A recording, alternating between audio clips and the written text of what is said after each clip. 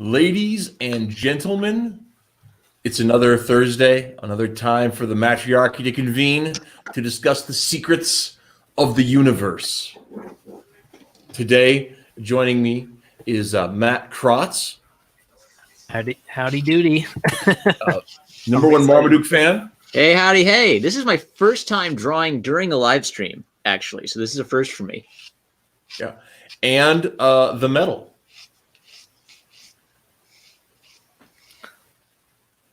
And we Fox News. This is gonna be great. We are going to be talking about My Hero Academia.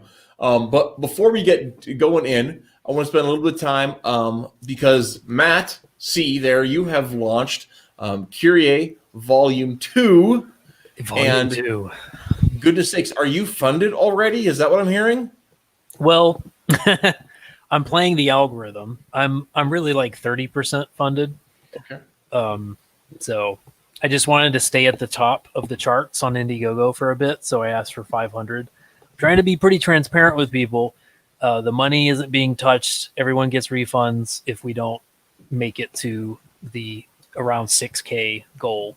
But okay. I just wanted to make it available so I could maybe have to go in demand, but also still kind of fundraise for maybe more than 60 days if we need it. If we need 70 days, that's what it's going to take. But it's just going to guarantee that the book gets made even more if I just tell Indiegogo I'm not listening to their limits. If we need to crowdfund for 70 days, we're going to crowdfund for 70 days. Well, I did bring my copy of Volume 1, which was so much fun. And all of you guys out there in internet land, you should check this out. It's really great stuff. Thanks, so, buddy. Marmaduke, you have been doing a lot of work. You've been showing it all over the Twitter. And are you on Instagram? I am on Instagram now, and it's the same as my Twitter, Jane and Akira. I don't think I follow you on Instagram. I personally do not have an Instagram account, but I do manage the one for Ideal Comics. Okay. So I'll have to find you there and follow you. But yeah. Tell us a little bit about Jane and Akira while I do this thing on the internet quick. Sure thing. Jane and Akira is a passion project. The kind of idea came to me in a flash of inspiration while I was in art school, but I've been kind of slowly refining it for years. I was really informed kind of like by my art school experience where like most of my friends were progressives. And so I started thinking, okay, how could I update the feminist character archetype so that it fits more with the kind of thing that I think is a really wholesome or really meaningful story. So I guess the basic pitch would be it's about a girl who wants to fight, who's not particularly good at fighting. And Akira is a kind of like a Pokemon, but maybe like more intelligent than a Pokemon companion she meets who within the game, within the fighting game she wants to play. Akira kind of forces her to mature, start thinking about how to be a better person, how to communicate her problems better. And she's kind of an envy motivated character. She has a lot of resentment towards her older brother, who's basically like a super Chad. So I wanted an anti-Mary Sue character, basically, is how I designed Jane to be. Okay, cool. And the medal, of course, you are a stalwart webcomicer who you've got some print books for sale, right?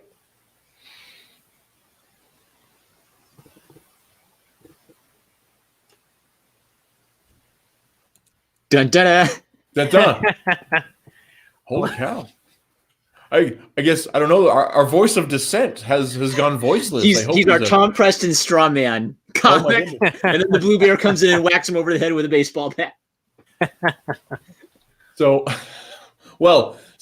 I will just go ahead and pitch this comic. It is about a group of freelancers who are odd jobsmen, focused on the jobs no one else will take, paranormal investigations, enforcement, all that kind of stuff, and also underground fighting.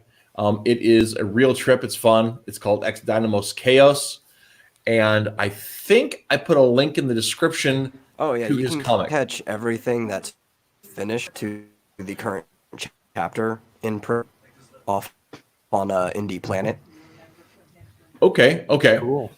And if you shoot me the link to your Indie Planet store, I will add that on to the description. So, yeah, I think your mic is coming in and out.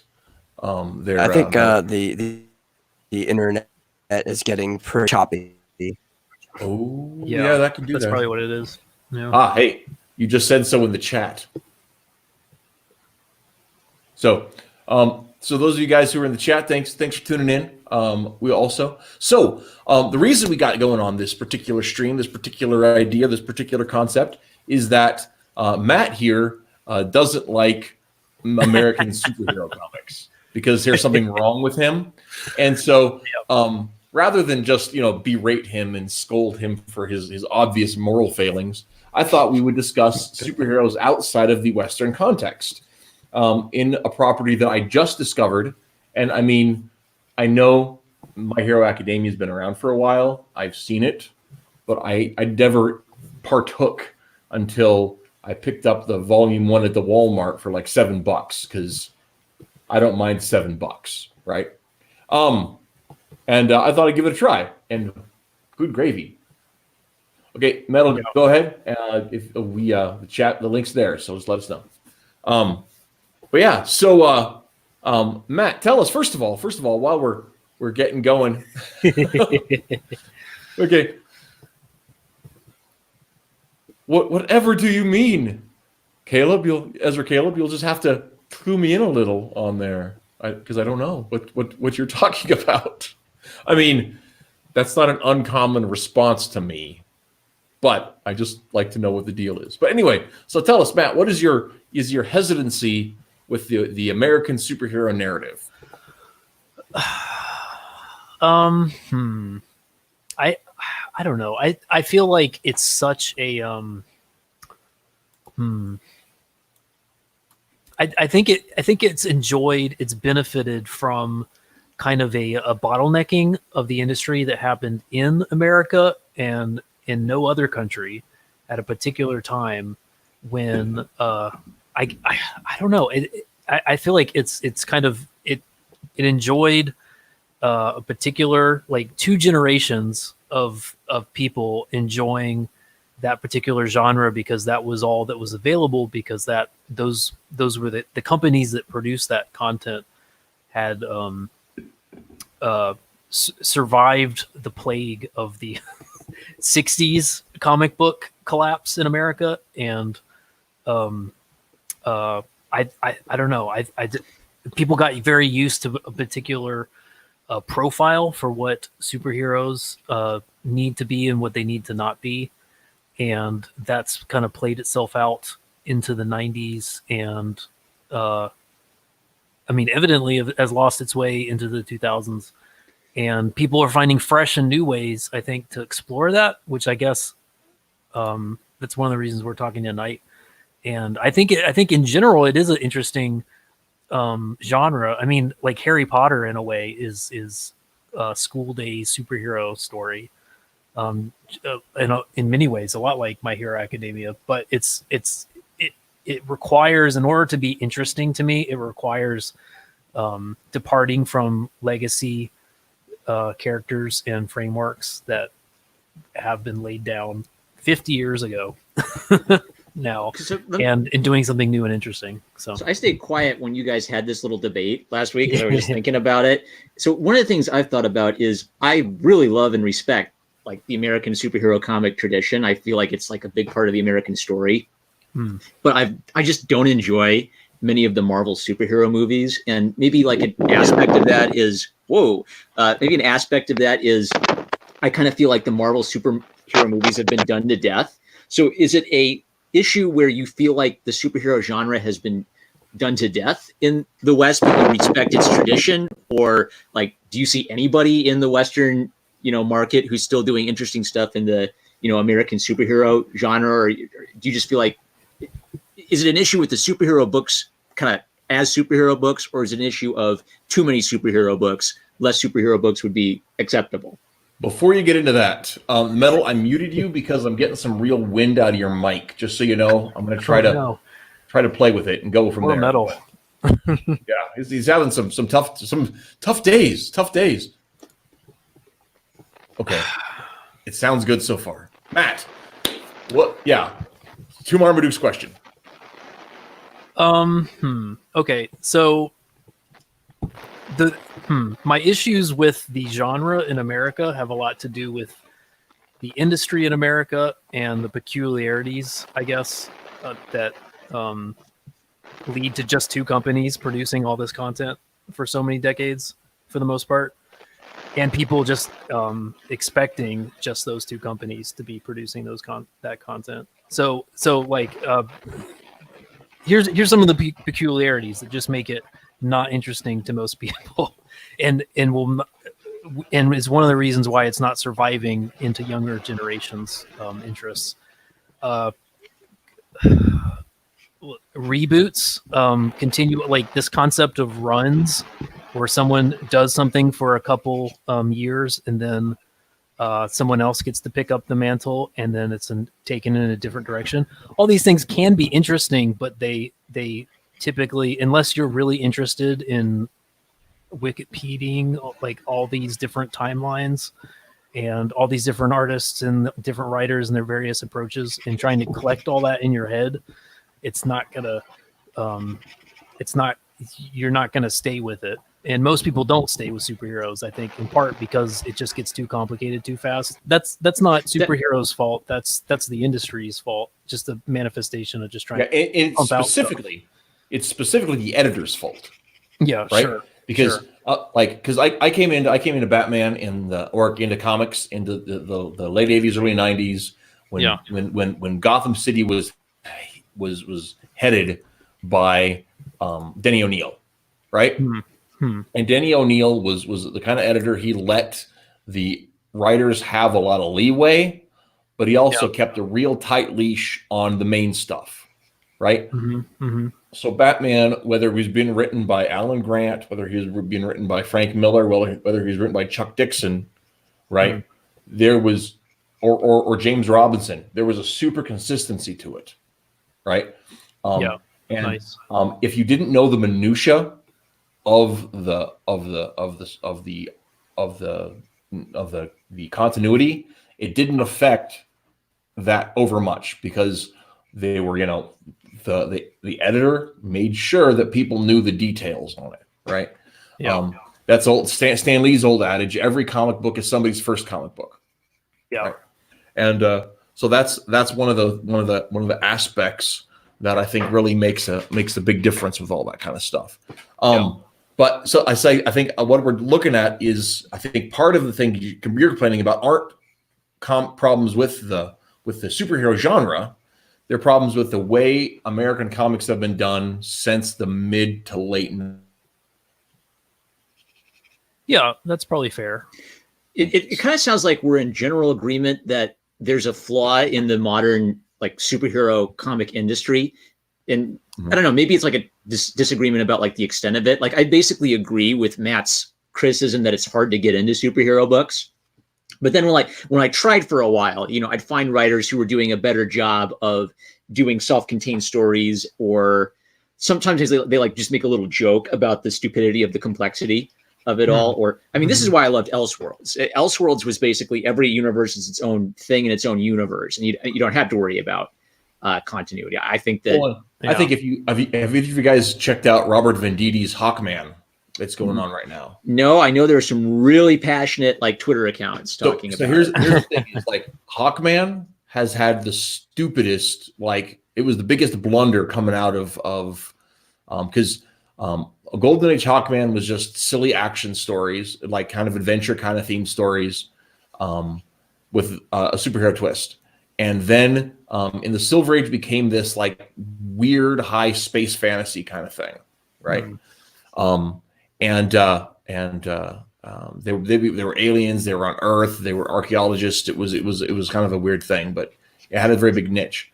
Going into the Crisis, like I think it's Tim Truman wrote a miniseries that he intended to be an Elseworlds idea, and it was pitched as the replacement origin for the Hawks, because it was this grim and gritty, and it was thematically in line with the Dark Knight and with Watchmen, and even though it wasn't in that either of those continuities, it had those themes that were becoming comics not just for kids anymore in the mid '80s, which was stupid because you go back to the horror stories in the '70s and back to as Batman was being done under Mike Barr. I mean, it wasn't just for kids at that point anyway, but that was the marketing that was being done.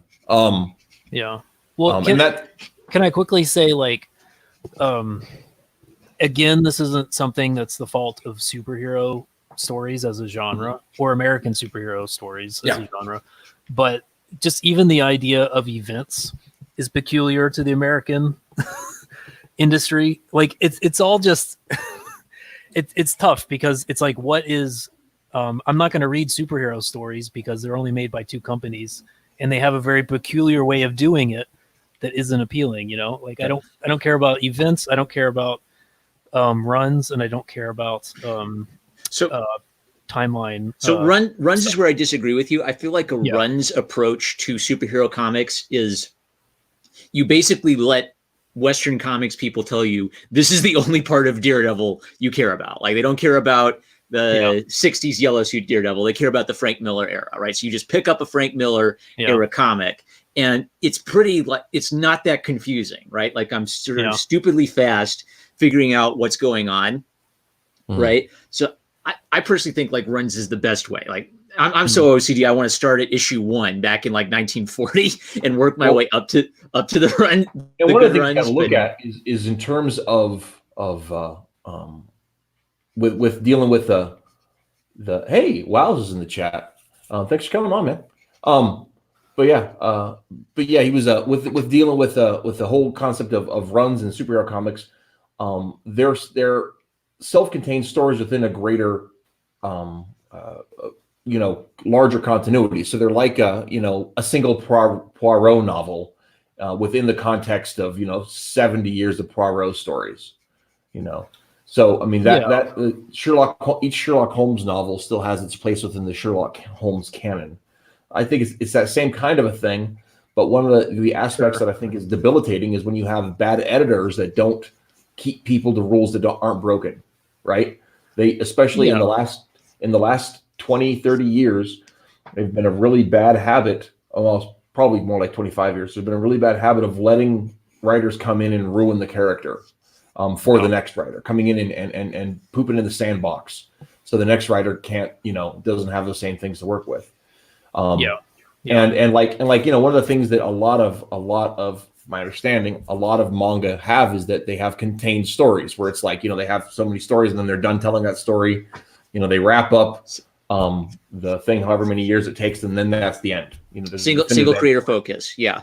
Yeah. And there's no like confusion about like, oh, I need to hear this other, I need to read My Hero Academia, but from this, from the guy that drew Death Note. Like that's, I need to see that first. Like that just, that could interest people. It interests lots of people, but it doesn't, it's not the way any other literary genre is handled. I'm not picking up Mary Shelley, but then thinking, like her like I need to see how she did Tarzan. You know what I mean? Like, I know that doesn't really work, but you get what I mean? Like it in Marvel and DC world, we know a lot more about the artists and the, which is kind of interesting. We know a lot more about the artists and the writers because they cross over so much and they switch to different narratives and different heroes and to different companies so much. And we'll follow them through that, which is kind of interesting, but it makes it a lot more complicated. Well, I think there is some of that in novels. Because you have people that like, oh, this is my Sherlock Holmes novel. This is, there are people that have written Tarzan novels or people that do pulp style stories that have short stories that are like Neil Gaiman. I mean, he was doing that kind of stuff before. And so, he's done Holmes stories. He's done, Cthulhu mythos stories, the thing he's dipped his toe into those sorts of pools in the short story world or in the adventure story world that are different then you have that too. I just think that part of the thing with comics is going back to the founding of the Justice Society is that the combined universe is just an intrinsic aspect of the American comic experience. And that's something that I mean, like you have, and you know, and there are, I think that's been adapted into other media, but I think it kind of had its start there. So it's very, you're probably right. You're probably right, Twitless. But I started saying it before I'd ever heard it said, so it's still stuck in my head that way. What was the word? Oh, a gaiman. I pronounced all of the letters gaiman. I've heard a lot of gaiman. I don't know. I always thought it was gaiman.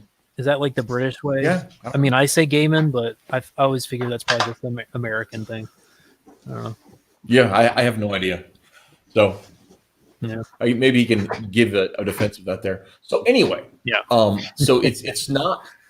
So Matt, your issue then is not predominantly with the tropes and concepts of the superhero. It's with the marketing, the packaging, and I'm going to guess do you have maybe an offense at the assumption that you have to buy all of the stuff to get the story?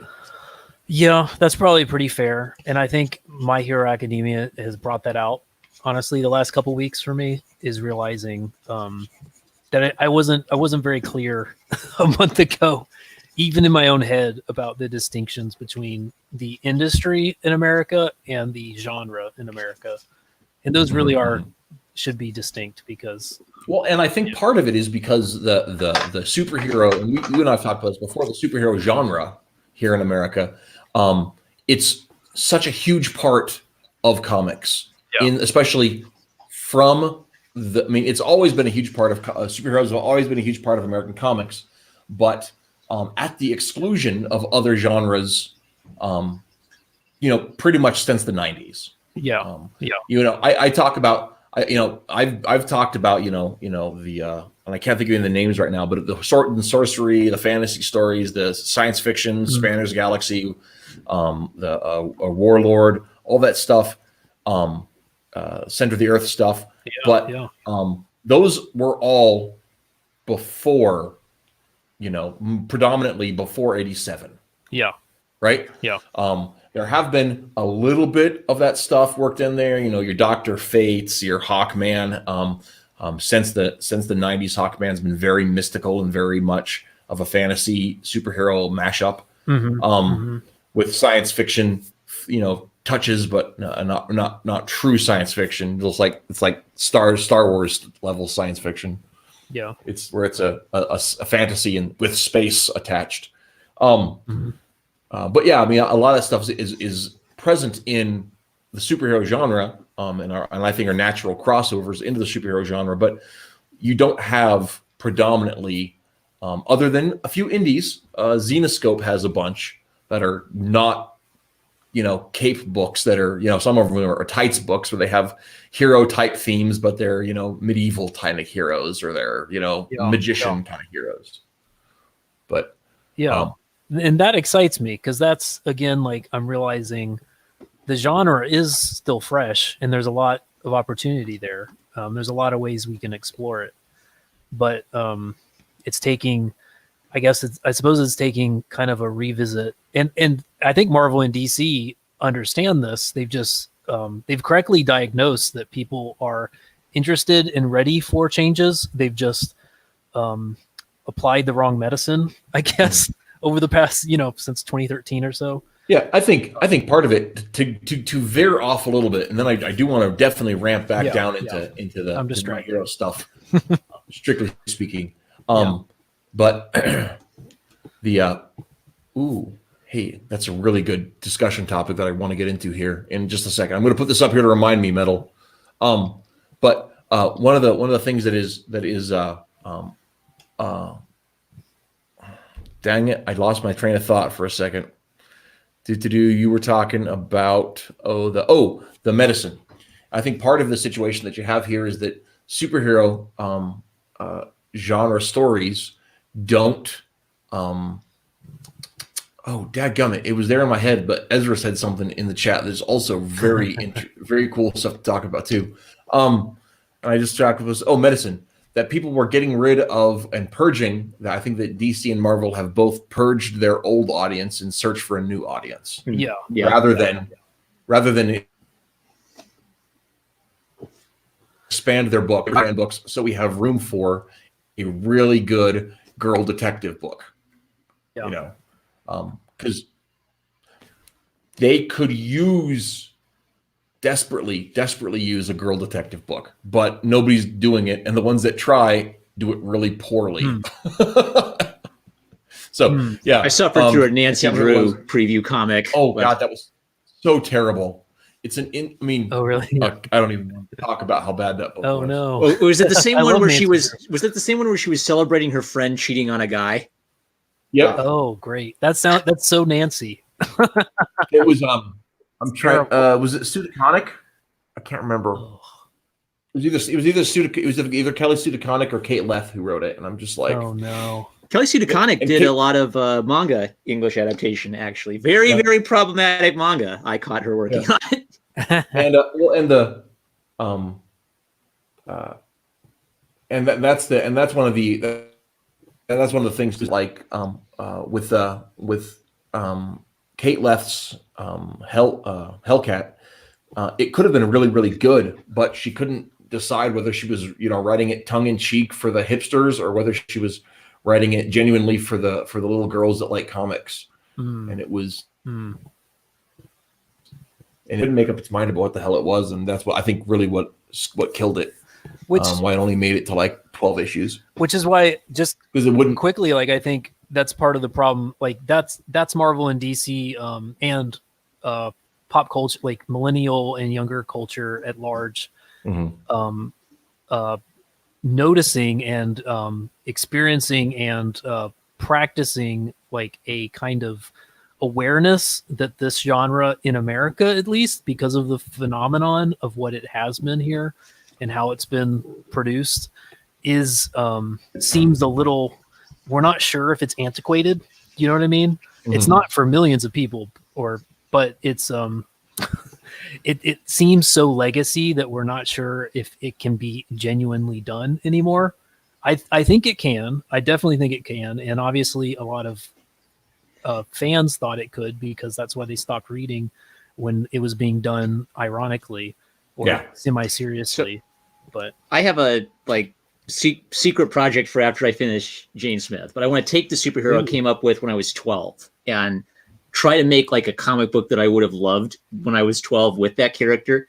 And the thing Doug Knapple's been making me think about is like the superhero story is a fairy tale story, right? Absolutely. So like Andrew Clavin has this idea that maybe the superhero story is about like post-humanism, people getting all of these powers we can't cope with. And that's another aspect of it I think about. But, there's so many fairy stories where, a super heroic element is involved in it. And all you really add to the American superhero is that, people in the 1930s, they loved their guys in tights, doing tightrope walks and stuff. And so you put a fairy tale character in circus tights, and you have like the American 1930s version of the German fairy tale. Yeah. Well, and one of the things too is that I never noticed there's you and I have talked about this before, Marmaduke, but there is some debate about this, but I think that there is a very straight line evolution from fairy story to myth to the modern what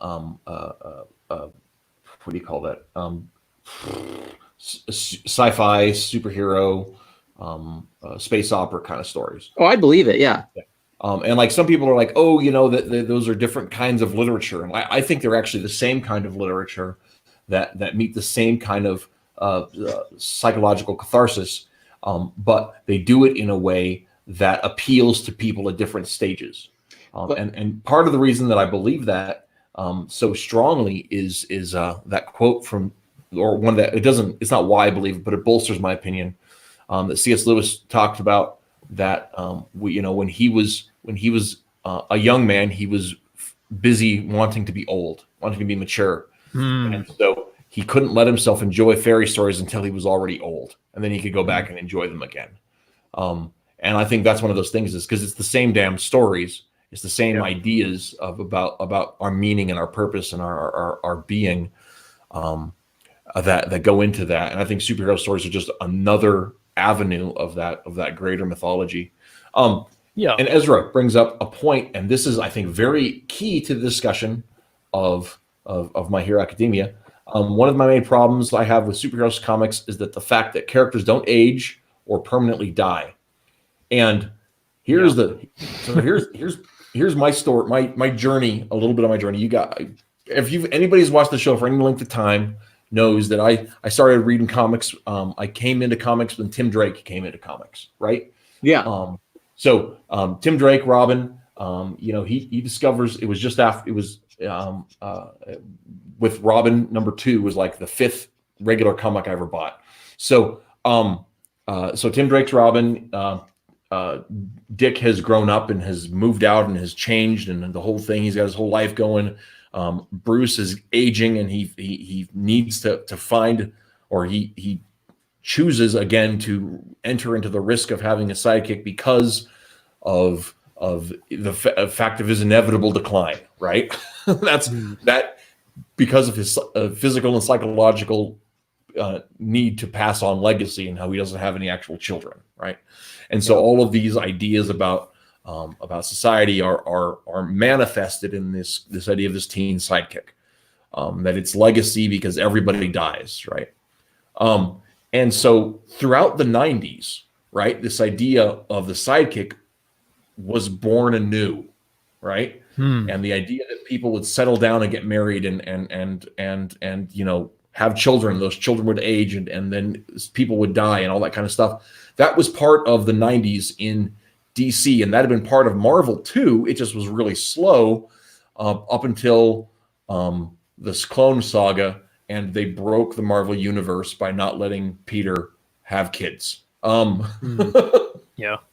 So, but that idea was in place. But that's one of the things that, because you can tell that My Hero Academia follows the course of these school years, we're seeing these young people grow up. Now, I'm a youth worker, and I've worked with teenagers for 15 years. So I'm on my 5th batch of watching kids grow up, 5th or 6th, right? When I start working with kids when they're 15, 16 years old, and then they grow up, and I'm on probably my 5th set of watching these kids that have matured and are starting their own families and all this other kind of stuff. So nice. For me, watching, and also I write a little silly webcomic about superhero high school as well. We started back in 2005. So for me, My Hero Academia hit a lot of these notes of that I appreciate, but also it is such it's very Japanese, but it's such a love letter to the American superhero comic. Right. Did you pick up how All Might in the manga specifically is drawn like a Jack Kirby character? Yes. Yeah. Yeah. I can see it now that you mentioned that. Yeah, and he's drawn as and one of the things that I love about All Might's character is that he's Japanese, but he's also very much of a Japanese person's love letter to America. Yep. Yeah. Right. Yeah. So all of his smashes are American smashes. There's the Detroit. There's Texas. Yeah. It's beautiful. Missouri. Yeah. He's this huge blonde guy with this powerful. I mean, like if Jack Kirby drew Superman and was Japanese, that's what.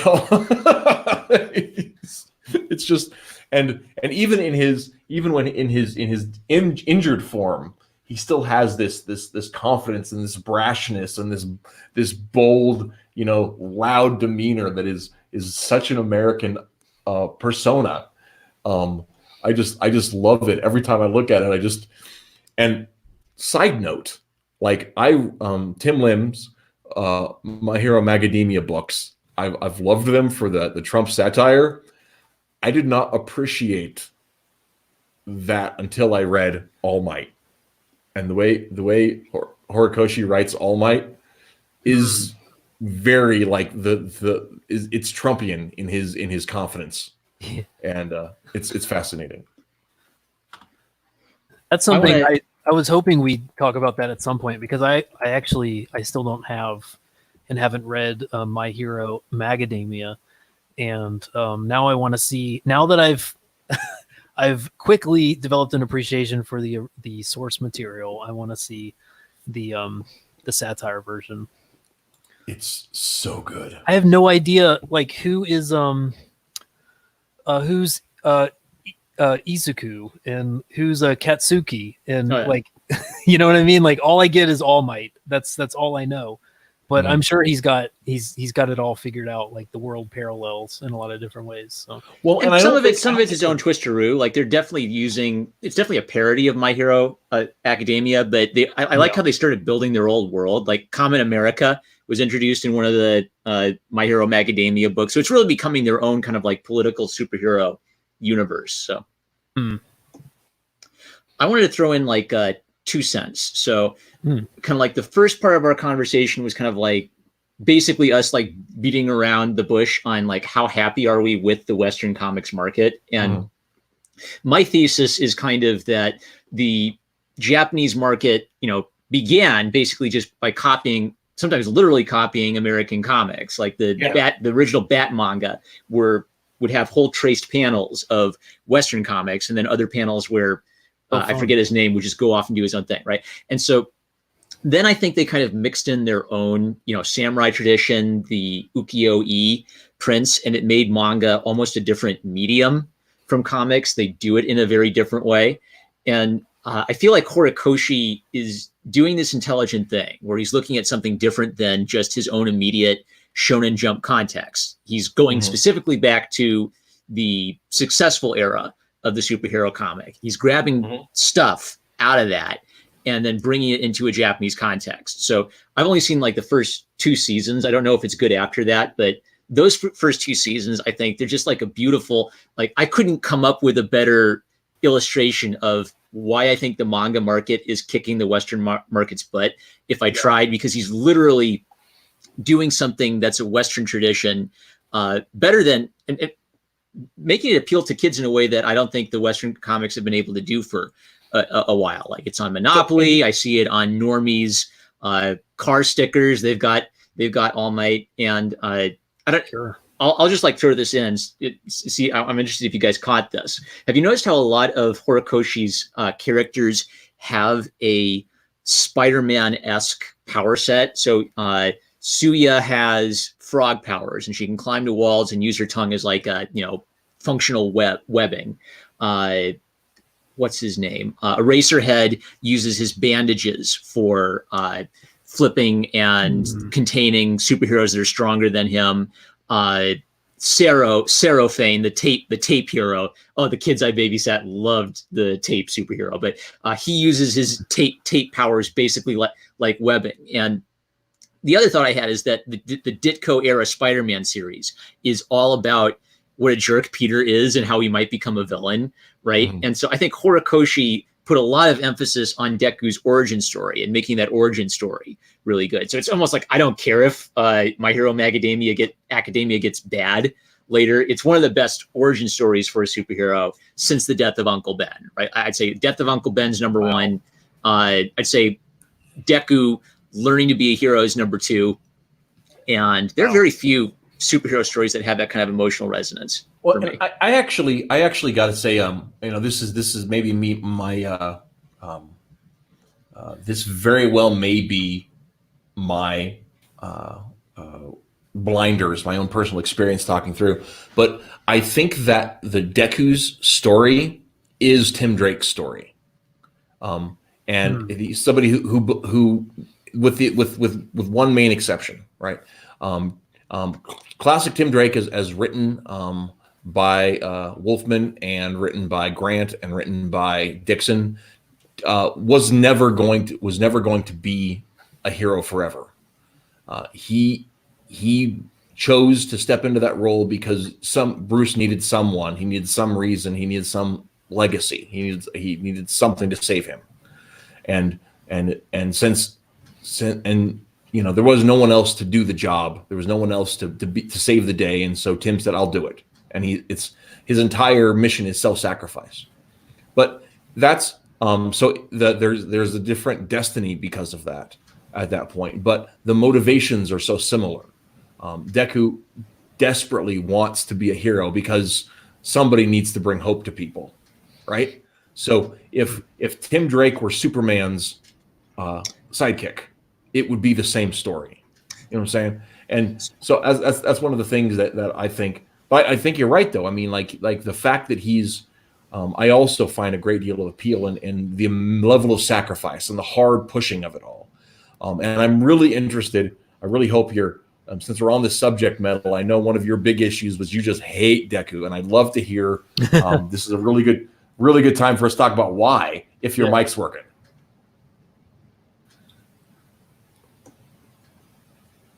I think I'm muted. Hey, can you hear me? Yeah, I can hear you. I hate Deku. Why? I think he's a horrible character, even going back to his origin, because I think the entire embodiment of his character undermines the core themes of the series. Okay. Which there's two core themes to the series, which are number one, anybody can be a hero. Number two, what is a hero? And everything about Deku is kind of against that when you start actually looking at the individual things that happen to him across the course of his character. And he just becomes an even worse character after, I can't match what volume it is in the manga, but after basically season 2 of the anime, his character just keeps going downhill. And it's because I think they borrow too much from American comics when it comes to his character, because everything's just kind of empty. Like the actual soul isn't backing there. See, and I haven't read that far into it. I'm only into the 5th volume of the manga, which is before the One for All is introduced. He's only been in the shadows so far, so I'm not to that. Something like the reason I haven't gone past season 2. That as far as that goes. The reason I haven't gone past season 2 is I almost feel like Deku has fulfilled his character arc by the end of season 2. So this is something where kind of like my weeb powers will come in handy. But in Naruto, like my favorite scene in all of Naruto is when Rock Lee is introduced and what's his name? Musashi Kishimoto. Kishimoto does. Well, Rock Lee is the best character in the show. Right. So. And so the problem is that Rock Lee was starting to take attention away from the protagonist. And what do you do with that? The core of Rock Lee is that in this ninja world where everybody has these ninja magic powers, Rock Lee is basically a cripple. He can't use magic. So he goes up against these all-powerful murder magic ninja demons with just his fists. It's great. Now, Deku, for like the first season, has a all-powerful power, right? But he can't really use it without hurting himself, which is this great catch-22. Yeah. In a lot of the shonen, most of the time, it's a good catch-22. Right. Until he can break something that's already broken. There we go. Yeah. So once he starts using it as like a one-hitter quitter on everybody, it's sort of like he's not that cool cripple character anymore. Who without his power is still like I almost wish that Horikoshi had gone the route of making Deku have to go, like maybe to prove to All Might that he's worthy of the power, he has to be a hero without any power. Because they even like floated the idea at the beginning that the school was starting to accept people without quirks, right? So to me, that was the most interesting part of his arc. Was watching I think I would like him more if they actually had this arc like that, where he actually had to prove it. It's kind of sad because in the manga, they do that first. He gets the chance to get this power because he's first demonstrated that he wants to be a hero, that he's selfless, that he instinctively wants to save others. Yeah, throwing himself into certain death. Yeah, he earns that in Volume 1, and it's sad that I guess that's not in the anime because that's no. That's really it's known. It felt kind of cheap. It translates in the anime, like they're getting to the point where they're like literally taking panel for panel scenes. Maybe like the only big difference I've noticed. So this isn't an original idea for me, but I don't know the name of the YouTuber who gave me this idea. But if you just search like Japanese Deku versus English Deku, you'll find it. But this YouTuber basically made the argument that Japanese Deku is basically like a NEET, or he's like one of these like Japanese boys who's really antisocial and potentially suicidal. And English Deku, they wanted to soften that a little bit. So like Japanese Deku will think kind of like Muse, man, if I committed suicide, Bakugo would really be in trouble, wouldn't he? And English Deku is more like, I'd never do that. He'd get in trouble if I did, right? Like they tried to make him a little bit more of a normal, grounded young man in English. So I don't know. It's almost like they're two slightly different characters in their emphasis. Like for me, like the best scene like in all of translation. Oh yeah, it's maybe like a change in translation, kind of like affected, like maybe like the overall effect of the character, or just how maybe emotional he's more emotionally unstable in Japanese, I think. So where was I going with that? Where I was going with that is to me the best scene in the entire early arc is when Deku fights Bakugo, and he tells Bakugo that "your mean nickname for me, Deku, you mean you can't do anything." But in Japanese, Deku can mean you can do it. So I'm going to change the meaning of the nickname Deku. I'm going to accept the name Deku, and I'm going to change that into the name of someone who will be a hero. I think that's one of the, it's a Japanese only pun. And I think that's one of the best like moral points about coping with bullying I have ever heard. Nice. And then he has Deku do a judo throw on Bakugo. So the physical fight scene relates perfectly to the moral point of redirecting your bully's attacks right back at him. Right. So, and then the problem is like, after that point, it's like, okay, he did it. He stood up to his bully. He finished his character arc. Like after that, everything is just like punching the next evil anime villain guy. So I kind of got more invested in some of like the side cast and All Might after that. So for me, it still works, but I kind of get like, because I'm a weeb, I'm kind of used to the anime protagonist, and I'm kind of quickly watching it start to become like the Dragon Ball Z problem again, where a new villain shows up, the new villain's stronger than the last villain, Goku trains super duper hard, and everybody just distracts the villain until Goku gets there and blasts them away with the super duper Goku powers. So it may be like the fact that it's manga is making it very fresh compared to a Western comic. To me as a weeb, I kind of need to see like the entire thing done before I trust it again. Because I've gotten burned on a few Shonen Jump books where you invest all this love in it. Maybe this is like this is the flaw that comes with the single creator focus. Is yes, they have a bit more of a unified theme to them, but if the creator doesn't know what the heck they're doing, it'll go off into La La Land, or we'll spend 30 years having Naruto chase around the ninja ostriches or whatever. So have any of you guys read the companion series, Vigilantes? No, I haven't. No. I've dipped a little into it, but not fully. I've read the first 2 volumes, and it actually features a mentor character who's very much like Rorschach, who's just on the edge of being crazy, but is quirkless, and is just. He's actually a really cool character. He's a super cool character, and I can definitely see that. What you're talking about, if you were to, say Deku continues to be quirkless, and also all of the characters in Vigilantes they're Vigilantes because their quirks are too lame to qualify for regular hero work.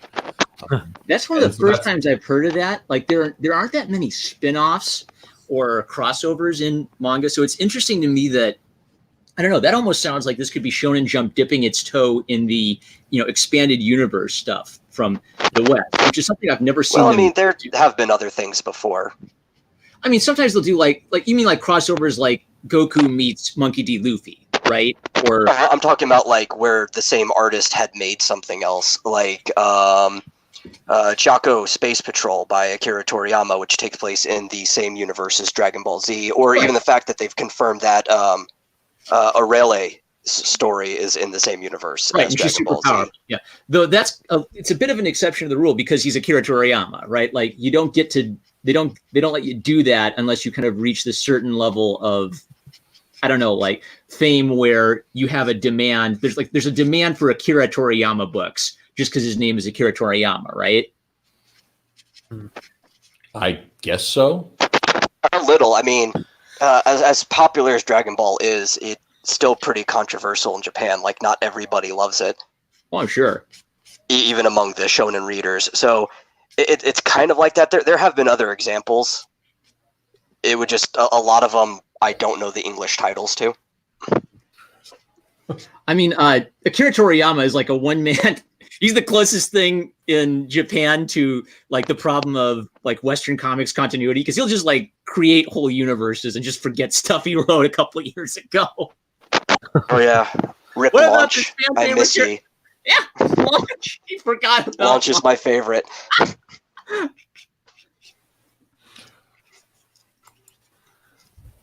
So anyway, sorry, I went into my weed powers there for a little too long. no, that's fine. I mean, we're in the middle of discussing the Japanese superhero, so I think that's important. Specifically, Yeah, but I think there's a lot of good parallels there because you brought up Naruto, and in many ways, My Hero is just the modern generation of Naruto. Right, it's about as popular as Naruto. I even like how it's Well, and it covers a lot of the same ground. Yeah, of it's even like super powered people at a school that go off to do something else afterwards. Yeah. Definitely, yeah. Naruto did have a strong school vibe. So, yeah, and I'm not familiar with Naruto, so I can't comment on that. Naruto, I haven't heard that in a while. Naruto. Can I jump in? You're gonna be proud of me, Rhys. I'm gonna. Can I talk about one of the things that I really loved about just the whole premise of My Hero Academia, and with particularly with Deku, and just this whole idea that you're going to start off with the protagonist of your story not having the power that makes everyone special, and then introducing that he can get it, but it's going to be inherited, and so rather than being born with it, he's gonna have earned it, and that's what's going to make him special, and no one else believes that he deserves it except for the coolest person in this universe. Mm-hmm. And I think that's a really interesting, very heroic, superhero-esque kind of approach, but still feels very fresh. I haven't seen someone do that before. Well, and the fun thing, one of the fun things that I really find about it too, and this harkens back to part of my love for Punchline by Matt Weldon and Bill Williams. There's going to come a day, if the story goes on long enough, where Deku has to, he has to pass the power along. He can't keep it forever or it dies. Neat. Sure. That's why he's the seventh bearer. There's going to be an eighth.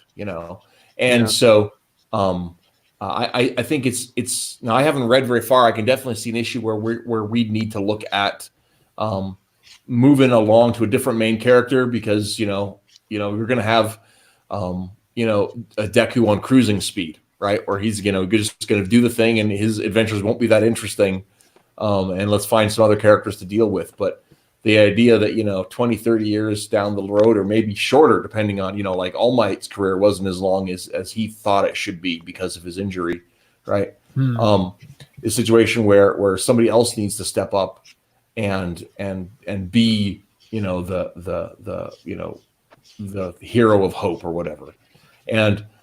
Sure. And I think that's talking about the idea that our heroes need to age and die. That's built in. That is built into the world of My Hero, and that's something like in our own. It's just a general benefit of fixed timelines. Yeah. Oh, absolutely. And that's one of the things that we have with our Ideal Comics characters, is that it's a fixed timeline. Our characters grow old and die. And that's part of the thing we always built in. And so, telling a story about superheroes and supervillains in high school, like I have been forever, I just loved those same kind of themes and the inevitability of age and change and growth and decay that's part of MHA. That is really cool. The other thing, side note, because I've been using Plus Ultra all week in leading up to this, I did not realize. I just thought it was a cool little tagline, but I was like, "What?" I got a curiosity hair the other day, and I traced it down. It's actually a Latin motto, and I had not realized that. It means keep moving forward.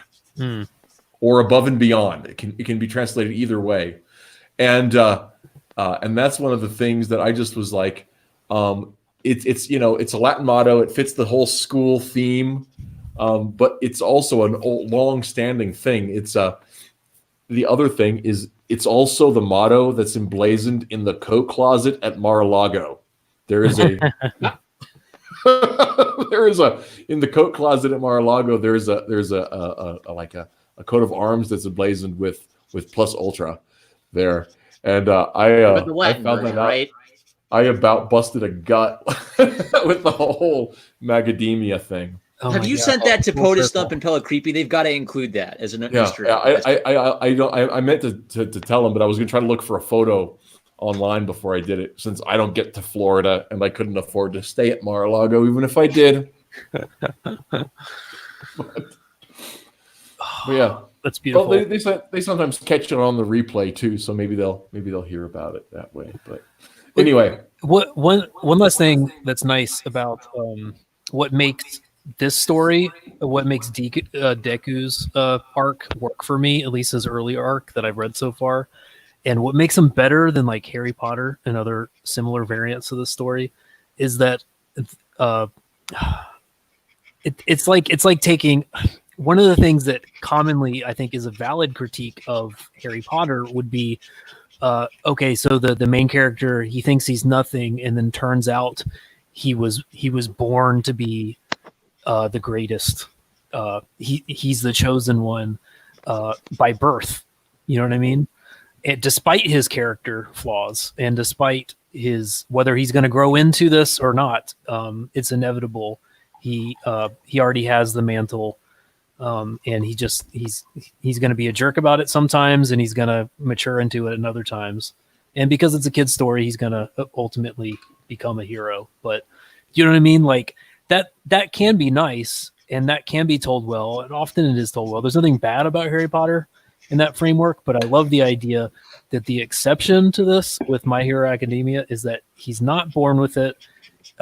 He does earn it from the start, and unlike everyone else, it's like telling the story from the perspective, like there's one Muggle for some reason at Hogwarts, and Dumbledore decides he's gonna force this guy to become magical just because he likes the cut of his jib. Do you know what I mean? Well, then you would like Black Clover, which is a much better story. Okay.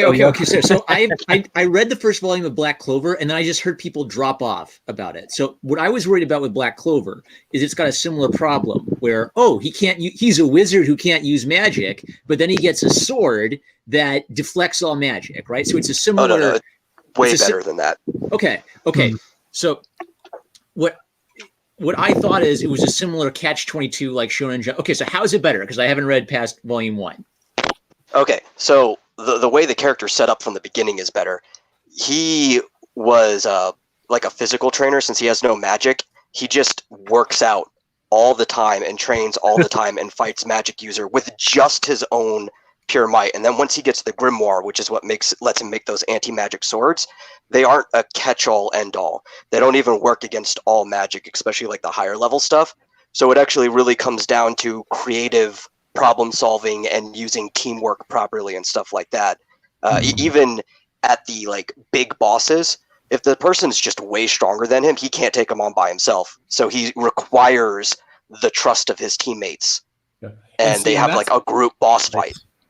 And that's actually one of the things I really appreciate about the first 5 volumes of MHA is that because Deku can't contain his power because it's just too much for him, he has to be smart and he has to think through the options and he has to get assistance from the people around him.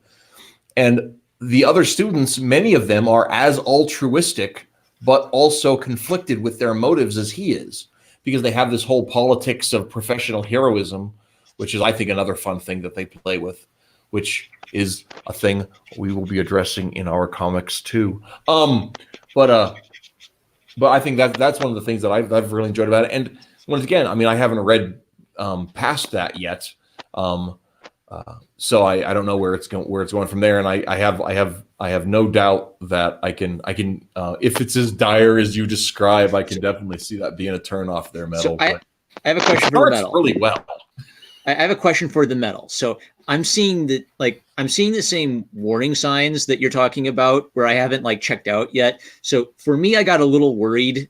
Let's see, around like the school attack arc where like the muscle guy showed up and Deku blasted him away. So when did you start? Like, did you just like not like Deku from the beginning, or did you have a point where you said, okay, I'm starting to not like the direction this is going for My Hero Academia?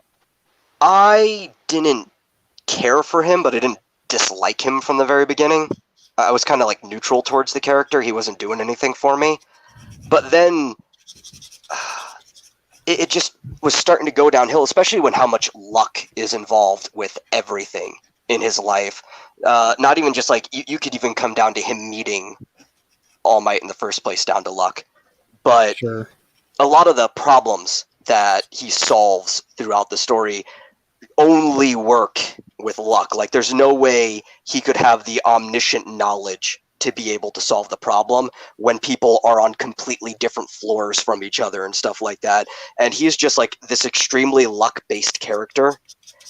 And then just around Stain, I don't know, has everybody familiar with Stain? Okay. I've read that far. I like Stain as a character because his motives are awful.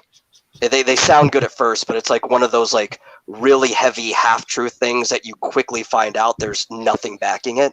But Deku's like personality trajectory, like the character arc of building, just doesn't follow through the whole Stain arc. So I know what Stain is. Are we ahead of you two now with the Stain arc? Okay, Yep. okay. Yep. We don't have to talk too much about that. I don't want to spoil things. And they actually introduce Stain in the. I know who it is, but they introduced him in the shadows of the 5th volume. So I haven't gotten to that yet. So is he the big guy who's gonna set up. wipe All Might out? No, that's Nomu. Nomu's like the brain creature thing. Yeah. Okay. Stain is a bit more of a political, intriguing political kind of villain. It's interesting because he basically brings up how all characters in the show fit into like one of 4 archetypes, where you have the you could say altruistic, but just the noble hero. Then you have the selfish hero. Then you have the noble villain, whether their moral is correct or not doesn't matter. And then you have like the selfish villain. And all characters can fit into one of those 4 archetypes, which makes sense because it's part of the theme of what makes a hero. So it sounds like you're enjoying parts of it. You're disliking Deku's character, but you're still liking aspects of the world and the characters beyond Deku. Well, I like a lot of the world building. I think it's in execution that this heavily falls apart, especially with how he treats certain characters, like Uraraka gets screwed over pretty heavily. Best character in the show. I like that her name means beautiful tea girl. I love his names. His names is one of my favorite things about how he handles characters. Who we got? So when do I get to come on a web stream? I watched anime once. Dude, that guy cracks me up. The Twitless is the writer. Speaking of superhero high schools, he's the writer of Super Schooled, the webcomic, and he's hilarious. He and his art partner were on 3 weeks ago on the show here, and I've been trying to get them on for like a year because I think their comic is hilarious. But yeah, it's great stuff. Check it out. It basically sticks its eye, and it's a stick in the thumb in the eye of the entire superhero genre, just for laughs. But not in like an ugly spirited way, just in the Let's laugh at this kind of. Let's laugh because this thing we all love it's really silly, right? Tights are silly, right? It is. But the other thing about that I think is really interesting too, and this is something that I'm very excited about, with looking at Common America, looking at some of the other stuff going on. We've got some hints from the Rags guys about playing on this idea. but that that My Hero Academia is not Japan's first foray into superhero fiction. No, right? there's like what's his name, Ratman or something, right? Yeah. Well, and plus, you've got One Punch Man, but also even looking at like the tokusatsu stuff, Or even the original Onpon Man. yeah, and even like Super Sentai, this TV shows and stuff that where you get Power Rangers from, all play on those superhero archetypes that are Kamen Rider. Yeah, there you go. Spider-Man. So that is because one of the things we talked about when we set up this stream, Matt and Marmaduke, was we were talking about, well,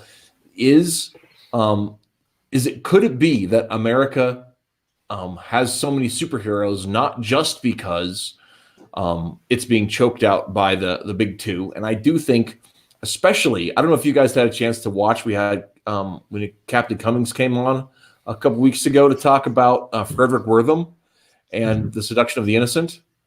But it was still working awesome through that stream. one. That was a really good one. Oh man, it was so good.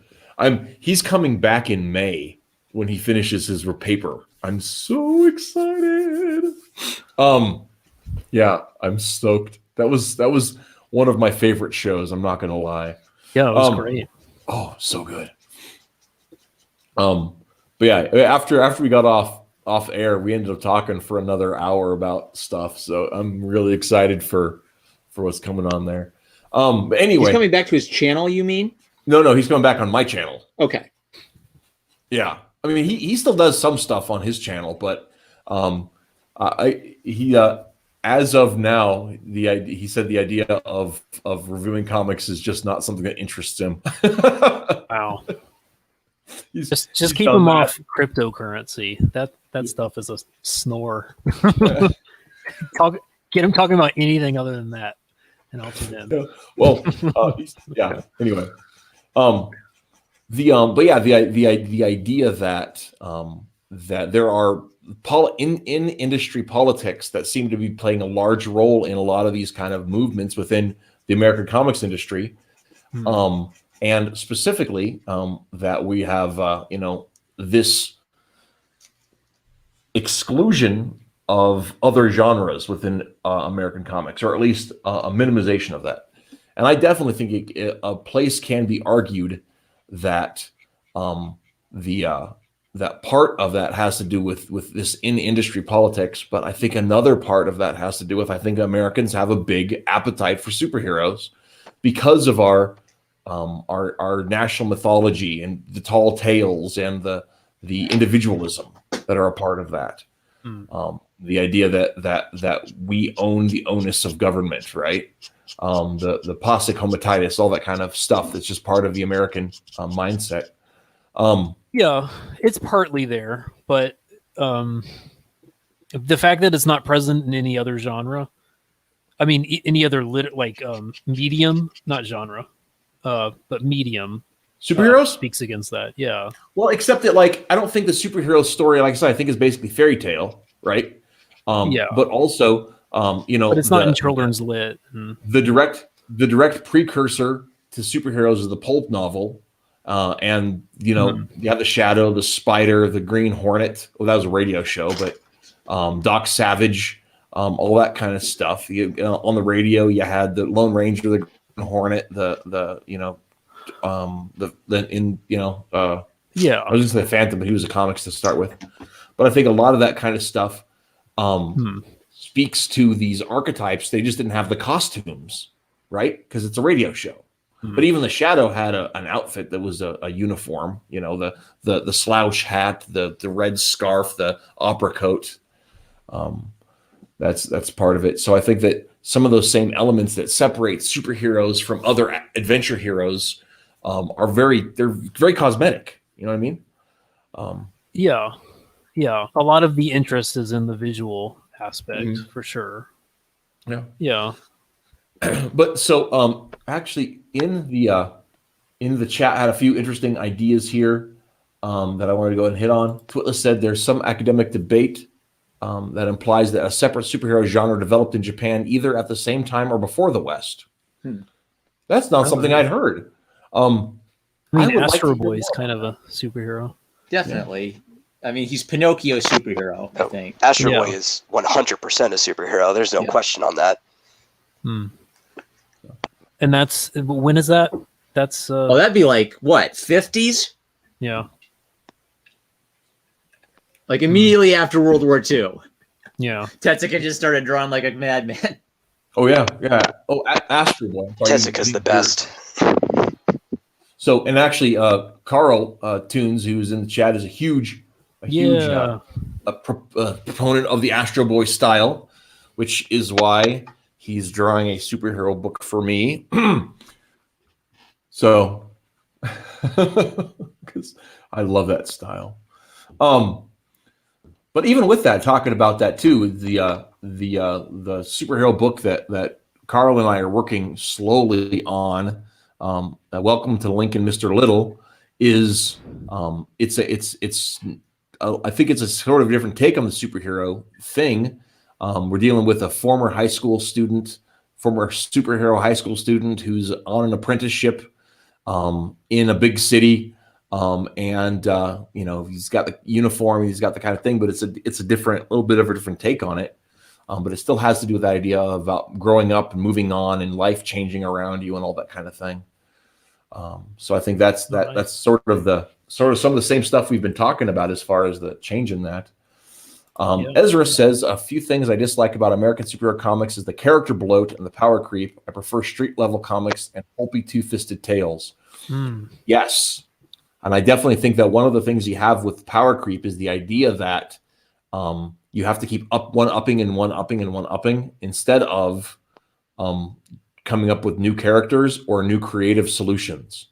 Which I think why like what Grant Morrison did to Batman in Justice League, making him the Bat God, is criminal because it took the humanity out of the character.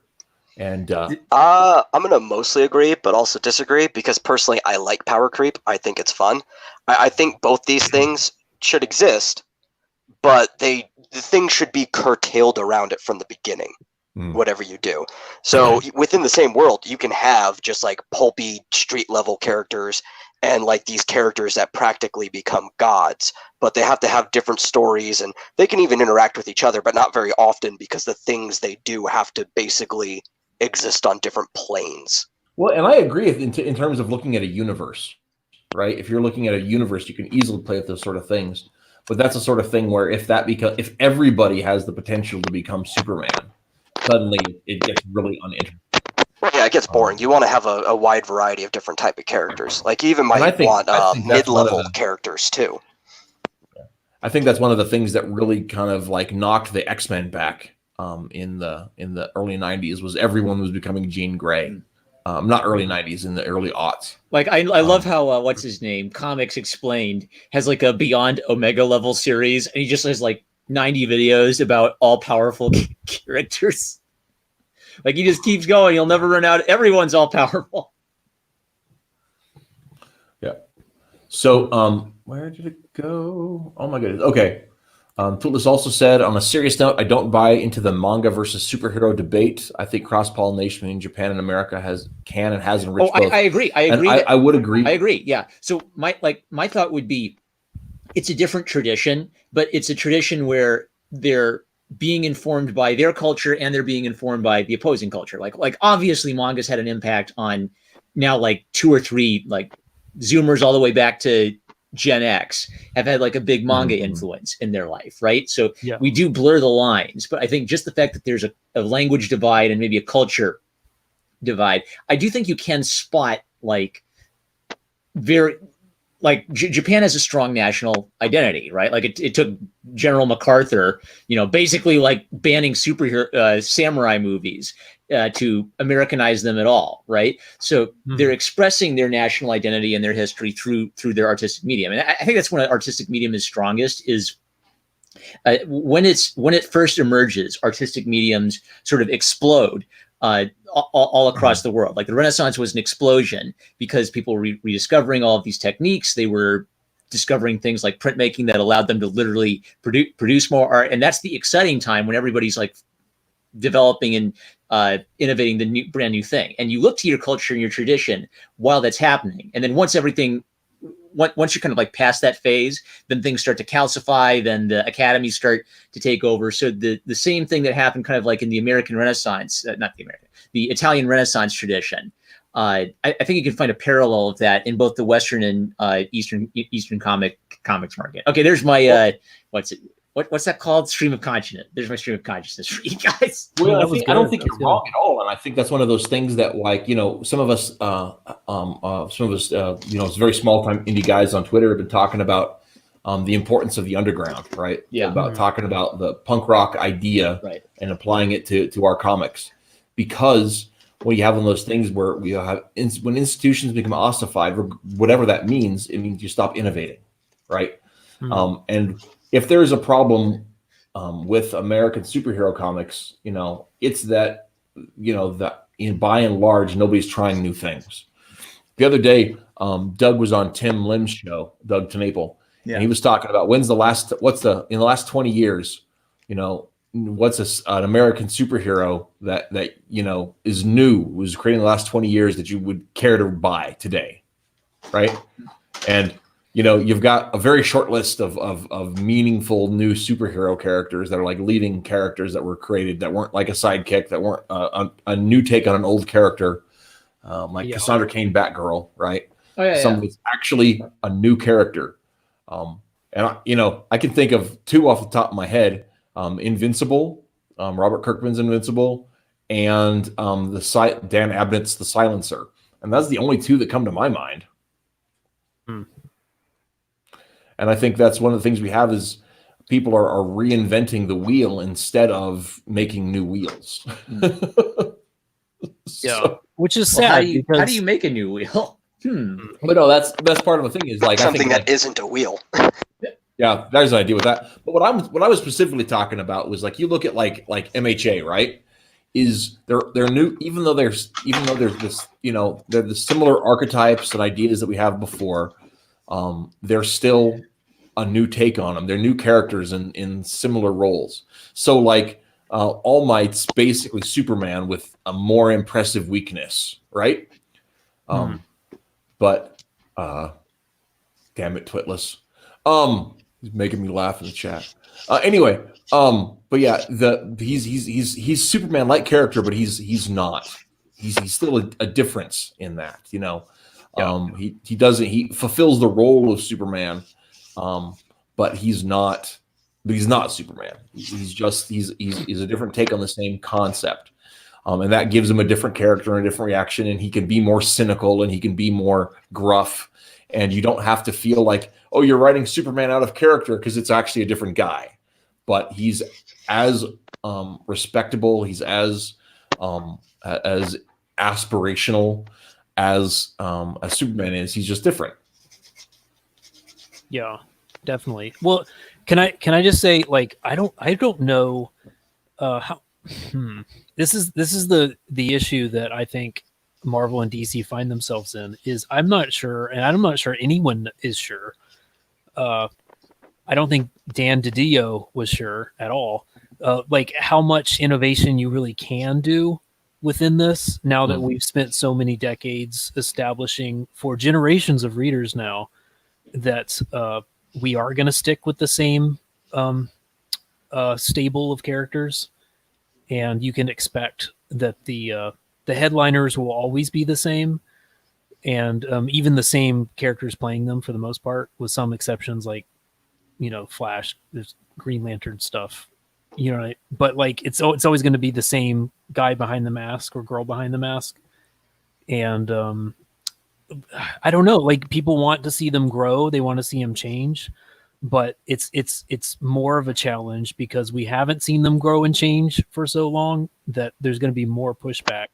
You know what I mean? And I'm not saying like we have to replace Iron Man with a black 14-year-old girl, but there's a lot of different attempts that have been made to try and take things in different directions, which I think have been wildly unsuccessful. But I'm not sure what they could have done instead to keep things fresh and actually find younger readers who don't have, don't understand what runs are, don't understand what these different timelines are, don't know anything about the Golden Age or the Silver Age or all this other Wikipedia knowledge. You know what I mean? Like, just want a good story, just want to pick up. This is their first comic.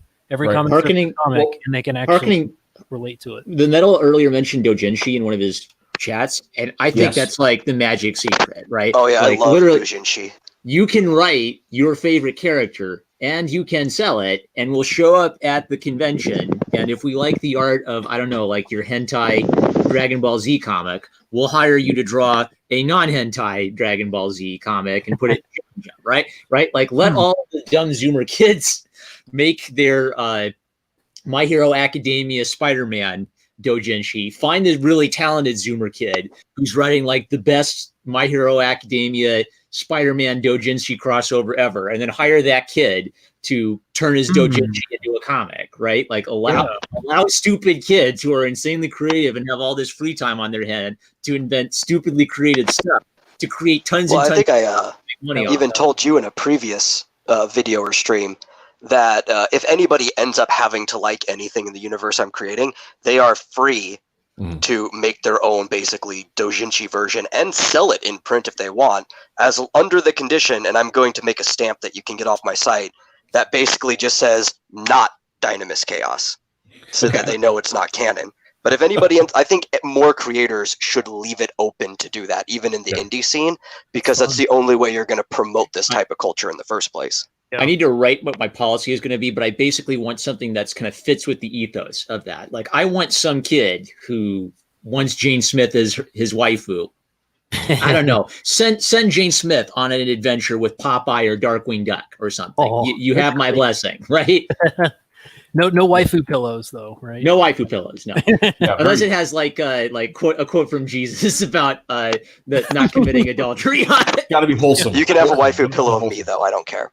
I feel bad because I'm just about to draw Jane Smith with like Akira jumping in her boobs or something for all of you guys. So, but anyway, and I think that I can't remember what I was talking about there, but I think that's one of the things you have there is that this idea of innovation. But I think the biggest problem with the way it's been done is people are looking to replace characters, right? We we'll find a new Batman. Or who's going to be the next Batman? I'm saying look beyond that, right?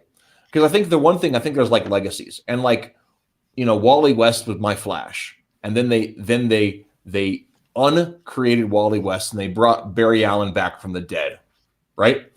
That's one of those things that I think that was a universe breaking idea. That was bad. Yeah. When they greenlit that was one facet of the DC universe they broke. Right. For all of those greatest generation comic readers from the World War II area who missed Barry Allen Flash. Yeah, that was so weird. Yeah, but at least that would be I think that the Flash is kind of a weird exception that people still don't know what to do with, and that's why they thought they could do that, and then and the thing is, because there's so many people who have been the Flash, unlike Spider-Man, well, there's been a couple that have been Spider-Man, right? But what I'm saying is like I said, when I was coming up, right, they had this universe that was aging, right, and then they had they moved past the Silver Age Green Lantern, they moved past the Silver Age Flash, they aged Robin up to being an adult, right? Then they're like, no, we're gonna go ahead and we're gonna restore Hal Jordan and tell the same damn stories we were telling in the 60s with him. And we're going to go ahead and restore Barry Allen, and we're going to make him a little dumber and a little more, broken than he was before.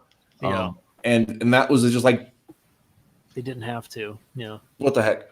And that's one of those things I really think was the factor in that.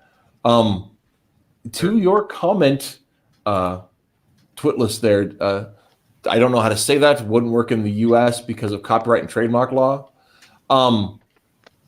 That was only if people enforce it. If people don't enforce their copyright, that doesn't break it. So yeah, well, and there's also licensing ways, which is why I said I'm going to put that stamp up there. because then that's basically my consent that you've been licensed to use it. So, because you can license something for free. You don't have to charge to license it to retrieve your trademark and your copyright.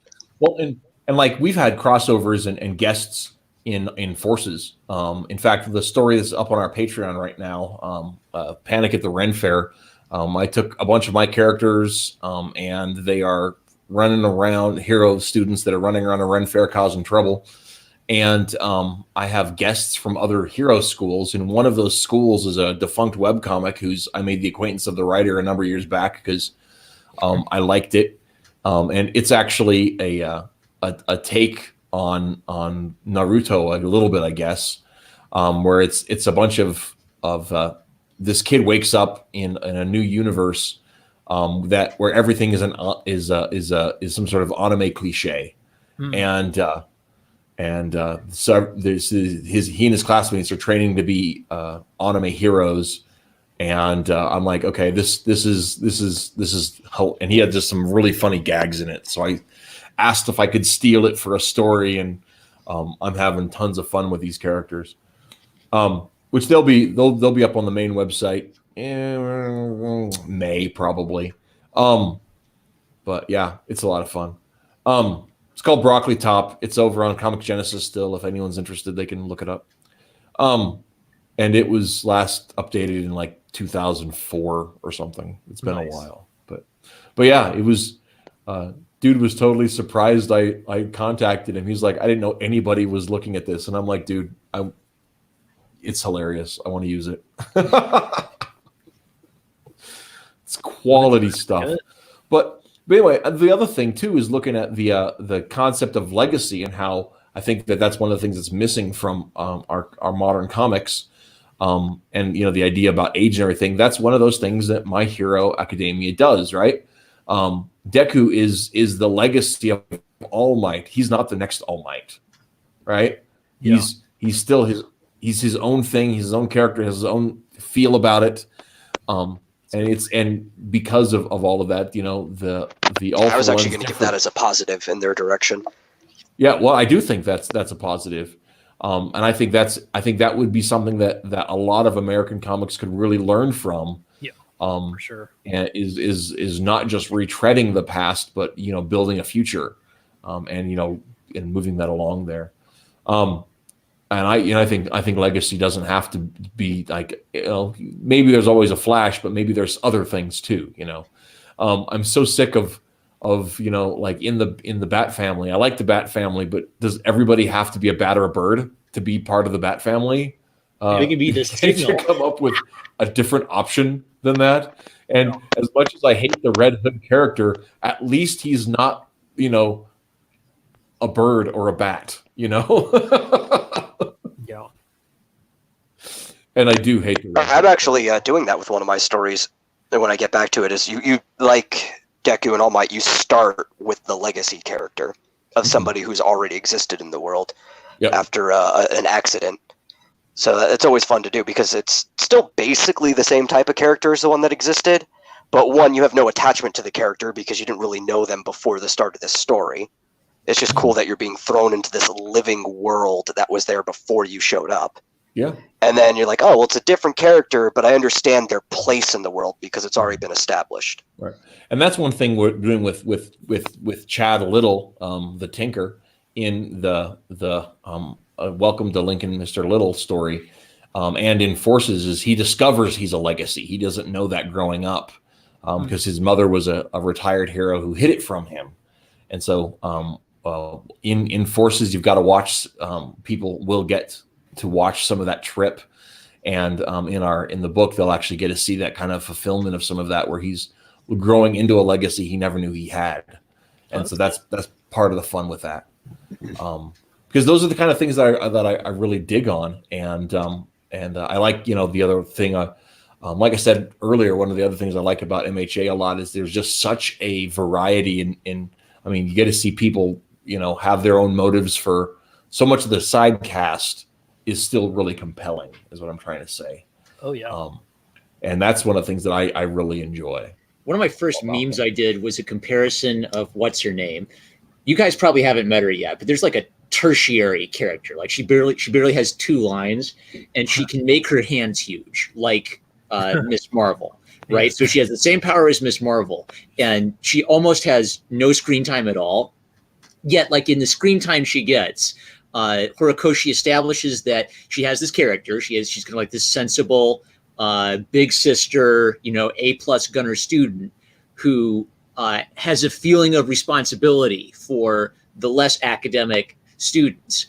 And then in her little fight scene, he basically establishes her character, gives her a problem, and helps her find resolution to that problem. So I feel like Japan's in this kind of like beautiful stage where they're still just creating like hundreds and hundreds of characters that are only in their first generation. Like, are there going to be like versions of these characters 40 years from now, 60 years from now? Like imagine going back to Batman's Genesis, not knowing what the character of Batman was going to develop into.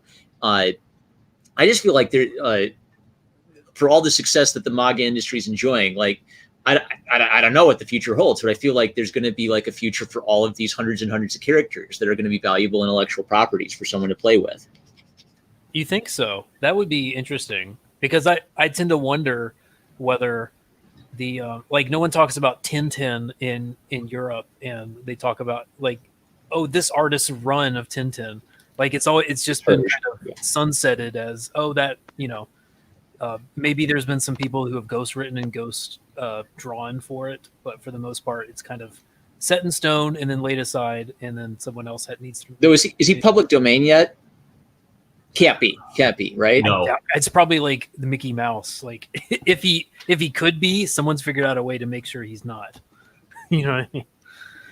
But it would be interesting to see, like, because I just tend to wonder. I mean, that's just we're so used to the American format that we're thinking maybe that would happen outside of America too. I mean, maybe it would. That would be really interesting.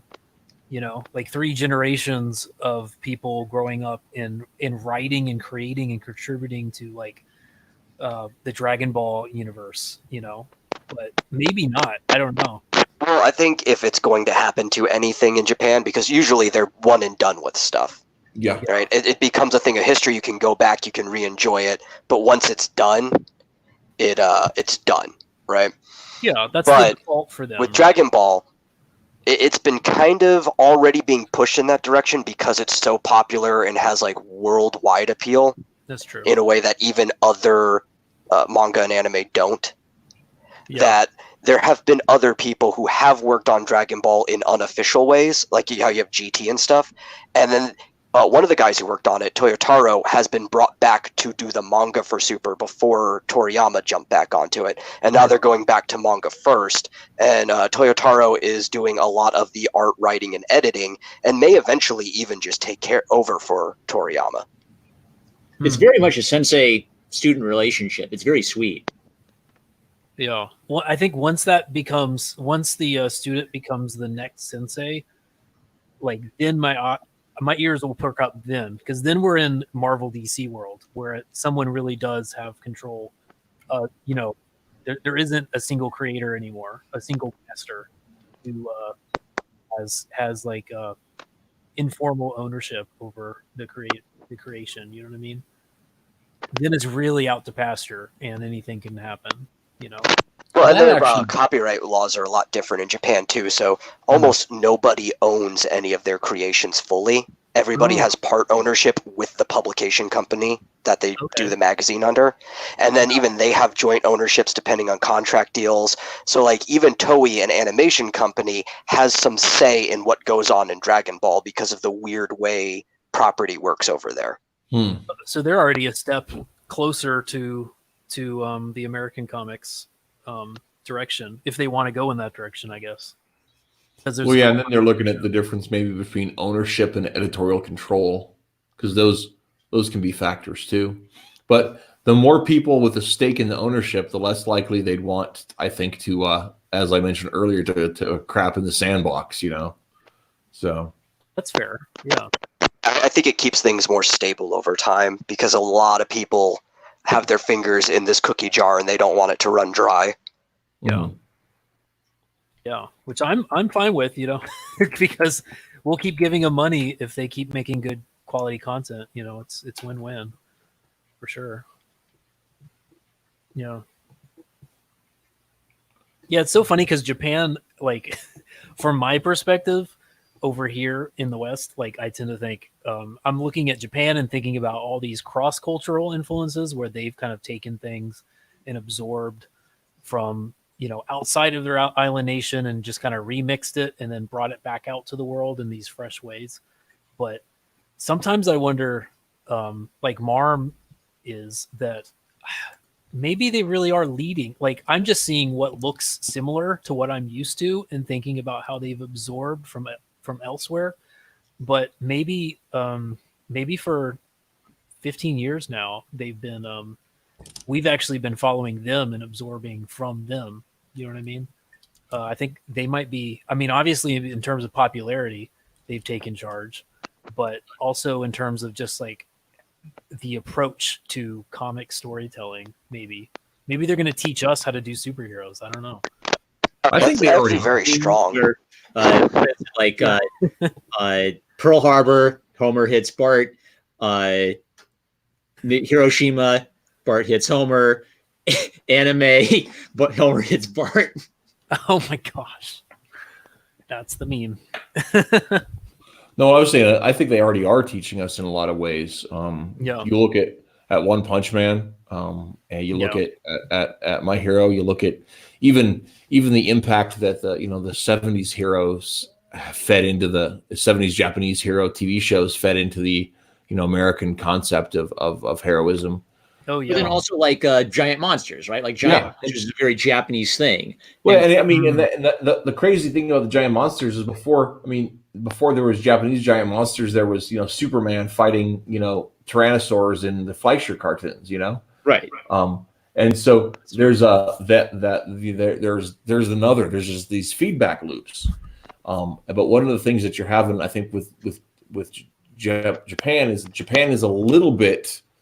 It's not entirely, but it's a little bit of there's this natural defense against a cultural Marxism there, and I don't think it's 100% immunity, but they've got some strong antibodies there, and I think that's they have very strong antibodies, and I think a lot of it has to do with the fact that Japan never lost their mysticism, which is even why a lot of the shows and stuff that they make, manga, have the type of influence that they do have. Like, you'll see kaiju, yokai, oni, all this stuff.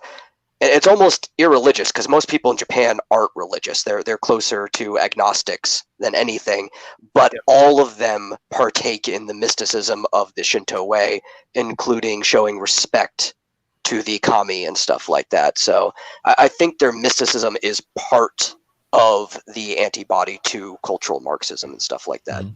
I would agree. I would agree entirely, actually.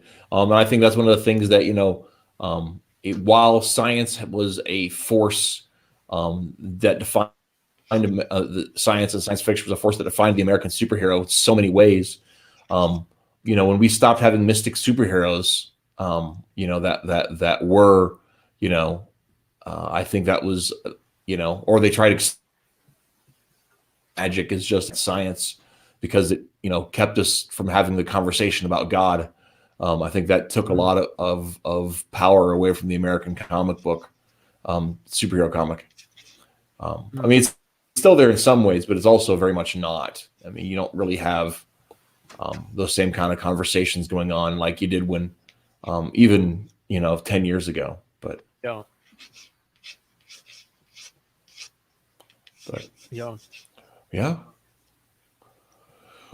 Did I show you Man, guys? I'm tired. Did I show you guys Jane Bad Luck Brian? By the way, should I use this as a variant cover? That's really fun. Oh. So, well, guys, it is getting up close to the end of the show. So let's go ahead and start wrapping down a little bit. So, final thoughts, My Hero Academia. Matt, go. Really fresh take. Helped me really seriously reconsider superheroes and realize what I actually love about the superhero genre, and how Japan is doing it really well and how we could be doing it well. So go ahead and say how Rhys was right. I'm kidding. I'm kidding. Don't say that. You're right about My Hero Academia. Thank you for telling me to go read it because it was great. That's awesome. I'm such a jackass. Marmaduke, final thoughts. I am so happy that Horikoshi is famous enough that they now make Monopoly sets out of his characters. I'm not like the absolute biggest fanboy of My Hero Academia there, but I think it's especially the early volumes are a really strong start. And when I return to it and catch up with all the Zoomers, I hope that he, I hope that he proves my inner pessimist wrong, because I think there are a lot of great points to it, despite I always have OCD quibbles with everything. So, now you've read further, I think, than any of us meddled. Is there any hope for the rest of the series? There's hope. I think it can totally bounce around, especially if the vigilante stuff gets super popular with other people, because I think it'll influence back into the main story. I still think that My Hero does what it tries to do worse than most of the other popular manga that tried to do the same thing. But I'll still give the caveat that it does everything better than any current mainstream American comic. So there's still that. I mean, if you want something that's decent or better, you can go to that, and it'll be better than anything we got here at the moment.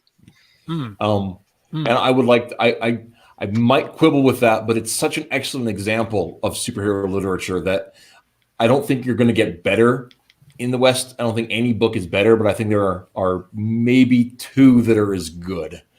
Yeah, probably. Yeah. I mean, like in terms of purity to its purpose, Mighty Mascots by Alterna. It's totally for kids, and it's silly, but it is spot on. I mean, me at 8 would have loved that. Me at 41 loves that, but me at 8 would have just eaten Mighty Mascots up for breakfast. It was great. But that and Venditti's Hawkman is just it is I had to cut it out of my pull list, and I'm really sad about that, but it is really, really good. But I haven't read anything from Marvel in, well, I read one shot that I think is probably as good, but that's about it. The Captain America and the Avengers one shot by Roy Thomas and Jerry Ordway from last summer was excellent. But it's Roy Thomas. It's really hard not to be excellent. The guy, lives and breathes Silver Age and Golden Age comics. So, my final thoughts. I really, really have enjoyed that. I am definitely anxious to keep reading it, seeing where it goes from there. I love the idea of the earned heroism of it, and but probably my favorite character is All Might. He's the hero. He's not the hero we deserve, because you can't deserve somebody that's that awesome. Yeah. I like Endeavor more. Yeah. Endeavor's such an asshole. Well, okay, so you haven't gotten far enough either. He's got a really good redemption arc. I think overall with his arc, Endeavor is a better character than All Might. I love redemption arc. So I knew I was going to love him because I saw people complaining about how you can't have an abusive character get redeemed. There's no redemption for abusive characters. Abuse is like the whole point to it, a redemption arc. Yeah. I love redemption arc. I do. One of the things I love about All Might is that he's the crotchety old guy who's just like fed up with the world, but is still dedicated to hope. And that's one of the things that I love, that idea that like you can be, maybe because that's who I want to be, because I know I'm like a crotchety old, I've just passed it all, but I also believe in truth in the future, even though I don't think we'll ever be good enough to get there. I think it's I still have, there's an optimism in that. And I want to believe in truth, even though I don't believe in people. But so that's part of it. That's part of it, and I love the confidence of the smile, even when if you don't, because somebody's got to have it. I think that's a great thing. But I also love a redemption arc. So knowing that's ahead of me, I'm totally excited for that. Yeah, of the things that I think even redeems the series on its own, so double play the word, Endeavor's redemption arc is something I actually enjoyed from it. So if I enjoyed it while not liking most of the series, somebody who's enjoying the series will probably like it even more. That's amazing. Okay. To go ahead and repeat on a few things, guys, we're going to go ahead and wrap the discussion there. Don't forget to check out Matt's Indiegogo for Kyrie Volume 2. I'm excited for that book. I have not backed yet, but I hope to soon-ish. Also, keep an eye out for number one Marmaduke Fan. Follow him on Twitter at Jane and Akira for all the updates on his project there. The Metal, his Extra Dynamos Chaos is a hilarious action-packed martial arts and paranormal romp. It should definitely be something that people should check out. And you have make sure you get me the link to your oh no, just go to the website. You already have it in there, the xdynamuschaos.com. Okay. There in the top menu, there's a shop button, and I have everything hyperlinked to everywhere you can get it.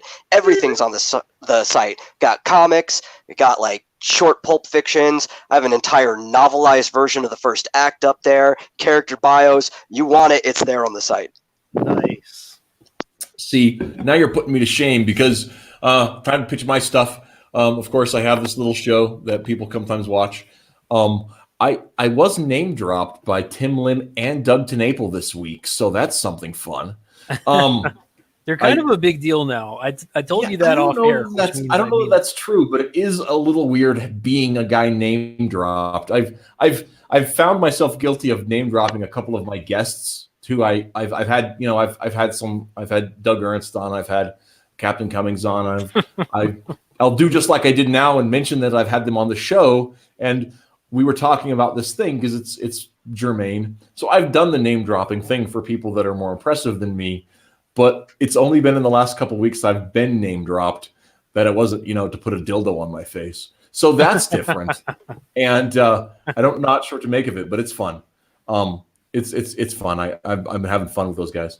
But Doug's Bigfoot Bill number 2 is funded and is looking really good. I'm super excited about that project. Also, the Napalm Brothers 6th is going to be on in 2 weeks. Oh, nice. I believe it's 3 weeks. It's 3 weeks. Next week's show, the Tonic Mole, and I cannot remember her name. I'm going to share a link out later. Because I'm spacing on her name. This gal's doing a slice of life urban fantasy story that looks really cool. And we're going to be talking about next week. We're talking about genres in comics and how to use marketing to kind of figure out why we're not getting a bigger audience. Cool. And so it actually trades off of the conversation we're having. It's like the shadow side of today's conversation next week with those guys. So I'm really excited about that. Saving the World is funding right now. On that, and then in 2 weeks, I am having some friends of mine from the old fanzine days. I used to be a staff writer for a DC Comics online fan magazine called Fanzine, and I wrote articles and stories. And my old editor, who I'm still in touch with, is going to come on and talk about growing old as a comic fan. And also an art buddy of mine who used to be an art contributor is going to be on too. And so we're just be a bunch of old guys talking about being old and liking comics. It's going to be fun. Then week after that, I think it's going to be 6th Scale Combat. 6th is first hour, second hour is Doug TenNapel actually is going to be coming on my show. Oh, nice. Yeah, he said he wanted on, so I set up a time. Cool. So That's great. So, That's great. So those are Hi, Doug. You're probably listening to this now. Yeah, you might or catch a replay. But yeah, so that's the next 3 weeks on the Mattriaarchy. I want to thank my guests today for coming on and talking about my newest fixation. And I'm excited to keep reading on that. And like I said, I love a good redemption arc. So yeah, I guess that's the show for tonight, guys. And thanks for tuning in. And until next time, plus ultra. Yeah? Plus ultra. Sayonara. Bye, guys. Adios.